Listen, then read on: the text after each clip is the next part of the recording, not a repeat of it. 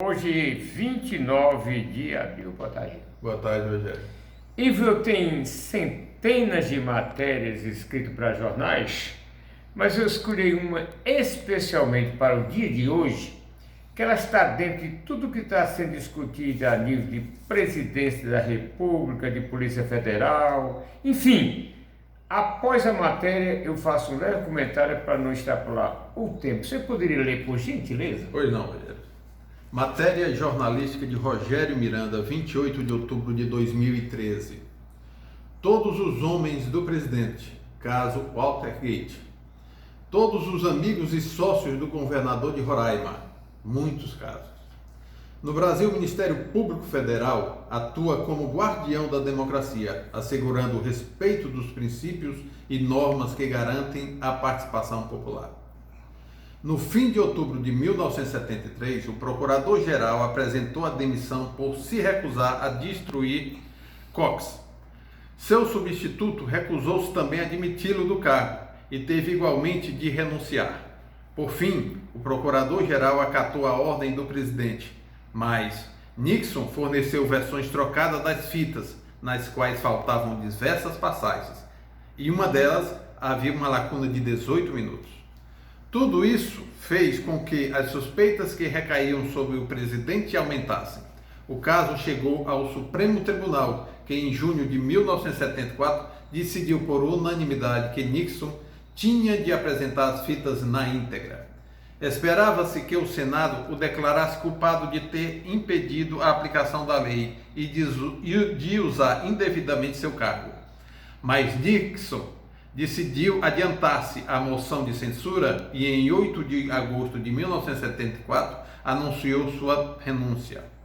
É interessante recordar que Nixon não subtraiu um centavo do Tesouro americano. Seu crime foi mentir para o povo dos Estados Unidos.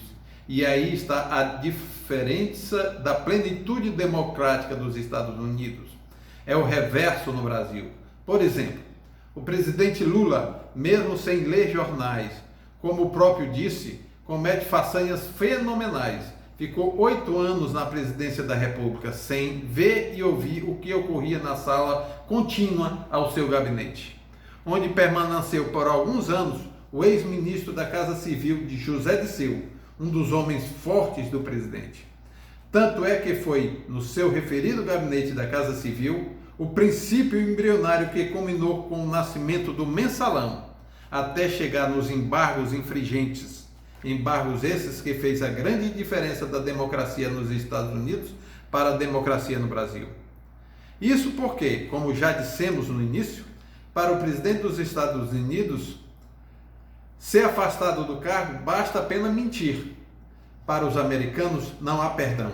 No Brasil esse delito não daria nem manchete de jornal. Isso porque o governo do PT e a quadrilha do Mensalão, assim proferida época pela Procuradoria-Geral, em sua denúncia ao Supremo Tribunal Federal, que até agora o Mensalão não deu em nada, a não ser a confirmação de um ditado popular: cadeia no Brasil é somente para pobres.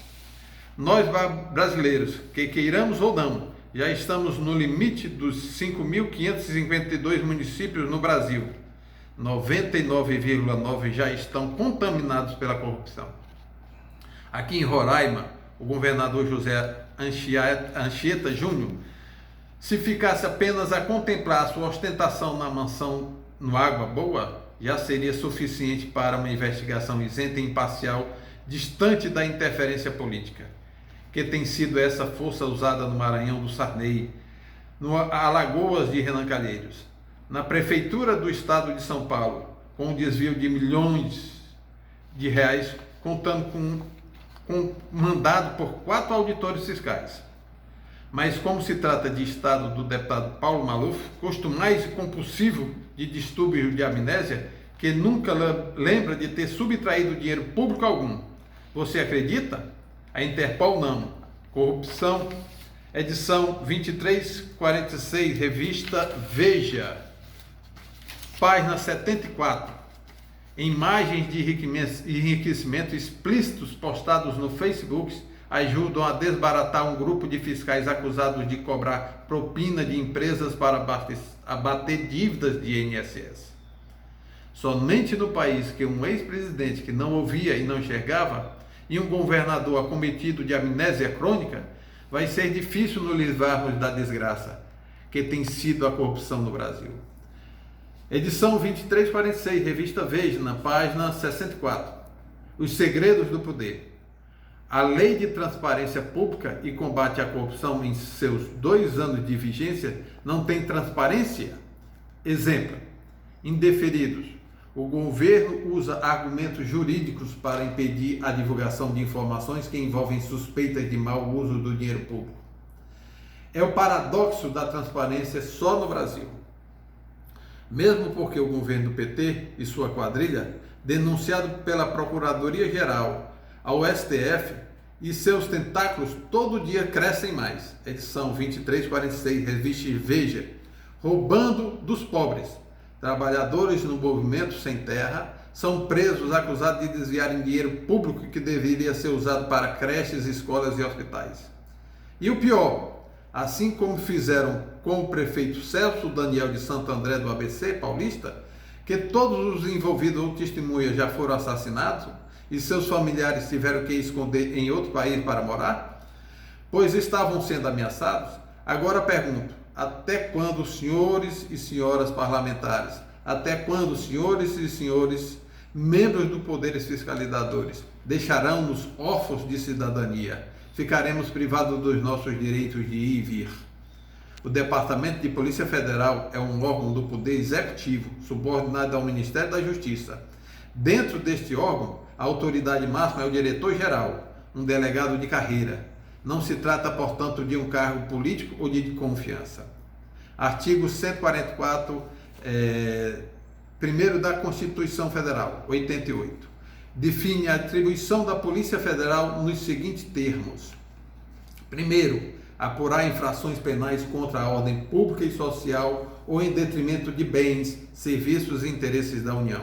Segundo, prevenir e reprimir o tráfico ilícito de entorpecentes e drogas afins, o contrabando e o descaminho. Terceiro, exercer a função de política marítima, aeroportuária e de fronteiras. Quarto, exercer com exclusividade a função de política judiciária da União. A Polícia Federal constitui um dos mais organizados, respeitados e competentes órgãos do poder público. Daí a importância de se conhecer a estrutura e a organização do Departamento de Polícia Federal. Rogério Miranda, empresário, radialista, jornalista e comunicador, com cópia para os órgãos fiscalizadores. Essa matéria foi escrita há 7 anos atrás, ainda no tempo do mensalão, não havia o petrolão. Eu busquei informações em todos os meios necessários. Quando eu falei, o caso Watergate se refere ao caso que ocorreu nos Estados Unidos, foi uma mancha na história americana. E esse livro está à disposição de vocês, em qualquer parte que vocês comprarem na internet. Bom, Ivo, você viu que as atribuições da Previdência estão bem explícitas na Constituição, correto? Bem explícitas. O Bolsonaro quer chamar para ele, diz que quer que a Polícia Federal faça com que ele tenha as informações diariamente. Não é por aí, segundo aquilo que nós acabamos de ver aqui, o que prevê a Constituição. Sabe por quê, Ivo? Nós estamos num país que a gente pensa que tem assim uma esperança que mudando o governo vai mudar o governo. Não mudou nada. E para acrescentar mais a desgraça, ainda vem a doença da China, aí o pessoal em pânico, as autoridades tudo perdidas, tem governo de Estado pedindo para aumentar o número de cadastros para ir mais dinheiro, as compras tudo sem licitações. O último ato do Ministério de Moura foi exatamente para que o dinheiro destinado à doença do coronavírus fosse fiscalizado pontualmente. Para quê? Para que as pessoas tivessem, pelo menos nesse momento de condolência, respeitar as vidas. Nós estamos vendo aqui, mais uma vez, uma mar de lama. Gente, eu quero ser mais breve possível para que eu possa colocar no Face, no Instagram, e as pessoas participem, compartilhem. Isso são fatos. Você vê aqui que o Bolsonaro quer atrapacear mais uma vez, que ele hoje está sendo uma pessoa que, sinceramente, o mito não está mitando, ele está surtando. É lamentável, mas esses são os fatos. A atribuição da Polícia Federal, vocês podem, na Constituição, diretamente vocês verão. E eu acho que nós, hoje aqui, o Deus nos abençoou e que Deus abençoe a nação para que nós possamos sair desse mar de lama que nos encontramos. Muito obrigado.